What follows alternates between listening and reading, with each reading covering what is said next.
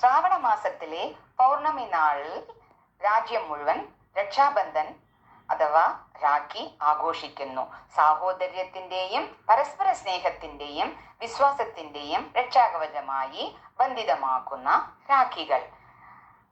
അതിന്റെ ഒരു കഥ കേൾക്കാമല്ലോ. ധർമ്മപുത്രയുടെ രാജസൂയ ദിവസം എല്ലാവരുടെയും ശ്രദ്ധ പിടിച്ചുപറ്റിയത് ദ്രൗപദി അണിഞ്ഞ അതിവിശിഷ്ടമായ പട്ടുസാരിയായിരുന്നു.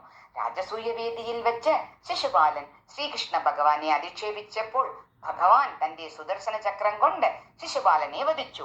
ആ സമയം എങ്ങനെയോ ചക്രത്തിൽ തട്ടി ശ്രീകൃഷ്ണന്റെ മണിബന്ധത്തിൽ ഒരു മുറിവുണ്ടായി. എല്ലാവരും പരിഭ്രമത്തോടെ മുറിവ് കെട്ടാൻ തുണി അന്വേഷിക്കാൻ തുടങ്ങി. ദ്രൗപദി മറ്റൊന്നും ചിന്തിക്കാതെ തന്റെ പട്ടുസാരി വലിച്ചു കീറി മണിബന്ധത്തിൽ കെട്ടി. ദ്രൗപദിയുടെ കറയറ്റ സ്നേഹവും ഉത്കണ്ഠയും കണ്ട് എല്ലാവരും അത്ഭുതപ്പെട്ടു. ശ്രീകൃഷ്ണ ഭഗവാൻ പിന്നീടുള്ള കാലം അത്രയും ദ്രൗപദിയുടെ സർവ സംരക്ഷണവും സഹോദരനായ തന്റെ ചുമതലയാണെന്ന് പ്രഖ്യാപിച്ചു അത്രേ. ശ്രീകൃഷ്ണ ഭഗവാന്റെ മണിബന്ധത്തിൽ ദ്രൗപദി കെട്ടിയ ആ സാരി കഷ്ണത്തിന്റെ പ്രതീകമായിട്ടാണത്രേ ഇന്ന് നമ്മൾ രാഖി കെട്ടുന്നത്. വളരെ പവിത്രമായ ഒരു ആചാരമാണ് രക്ഷാബന്ധൻ അഥവാ രാഖി.